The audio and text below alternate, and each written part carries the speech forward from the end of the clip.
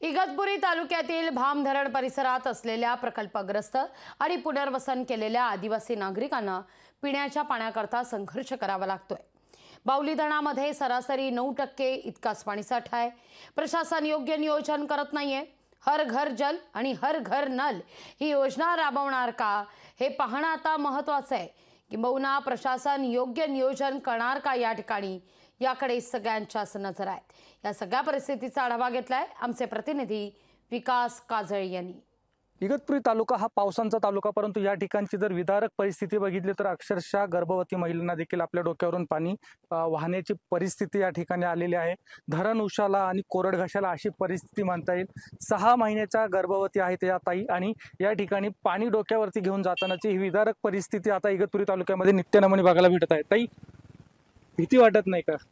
नाही भीती वाटत। कितवा महिना चालू आहे? 7वा महिना चालू आहे। मग रोज पाणी आणायला यावं लागतं इकडं? रोज कधीपासून येतं इकडे? लय महिने झाले पाणी डोक्यावरच व्हावं लागतं। मग डॉक्टरांनी असं काही सांगितलं नाही का या परिस्थितीमध्ये डोक्यावर पाणी उचलू नका किंवा डोक्यावरती काही असं उजं घेऊन जाऊ नका रस्त्याने? नाही सांगितलं पण आराम करायला पण काही आणावंच लागतं ना। आणावंच लागतं। भीती नाही वाटत? भीती नाही वाटत। एकंदरीत जर बघितलं तर चेहऱ्यावरती हसू आहे, परंतु यांच्या भावना हे प्रशासन बघेल का आणि यांचा डोक्यावरचा हंडा हा खाली उतरणार का हे पाहणं देखील महत्त्वाचं ठरणार आहे।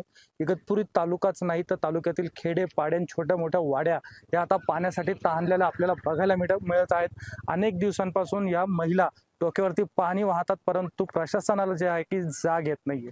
लोकशाही न्यूजसाठी विकास काजळे, इगतपुरी, नाशिक।